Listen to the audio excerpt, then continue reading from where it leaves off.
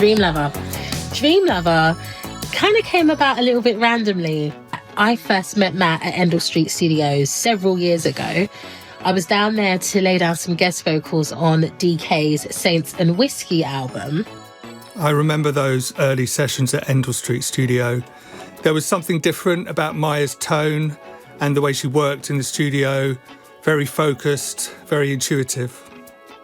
I went back several times to do a few other bits and pieces with her, and Matt went on to recording my vocals for tracks I was working on. At that point, we were working mostly out of Endell Street, and then I moved down to Brighton, and that obviously changed the way we worked together. But if anything, the music kept evolving. We just found a different way of doing it. Basically, yeah, I would send Matt a couple of reference tracks. He'd go away, produce something. I'd go away, record my vocals, comp my vocals, send him my edited comp, and then he'd put his sugar and spice on the tracks. And I released several singles, and some of them are on this album, such as Blue, Radio Cool, and Into the Sunset. One of the first tracks we did together remotely really captures the way we work, and that's Blue. So that one started with a reference. Mayah had mentioned the way you make me feel, especially the bass and the groove. So that's where my head went with it from the start. So a Michael Jackson reference. No pressure then.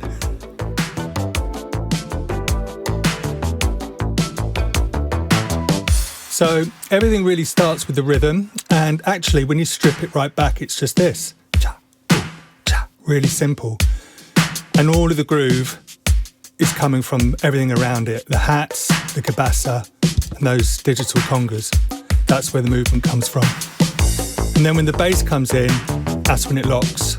It starts to feel like a record. It's mainly an analog style sound from the Prophet 5, layered with a bit of DX7, just to give it a bit of FM knock, then a touch of Serum underneath to bring it a bit more up to date. The guitar is just sitting in that same triplet feel as the hats, that muted picked thing, very 80s. Just filling out the top end and gluing everything together. And then the chords. It just opens everything up. It's a really warm Rhodes underneath, layered with that classical digital DX piano and those little bell tones coming in and out, just picking out bits of melody. And then Mayah's vocal. Tell me, am I dreaming? Oh yeah. Honestly, when I got this back, I was totally floored. It's probably one of my favourite melodies she's done in our collaborations. And all those backing vocals underneath just add to the richness. So there you have it. It's not really about recreating the 80s, it's more about capturing the feeling of it. I think we did that.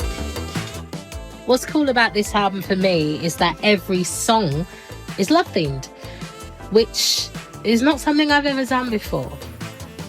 But there's different types of vibes there. There's the kind of feelings you get when you get the butterflies of being around somebody new. There's the frustration of potentially being in a situationship and not knowing, is this going to go anywhere? Do they feel the same way I feel? There's a little bit of angst and heartbreak.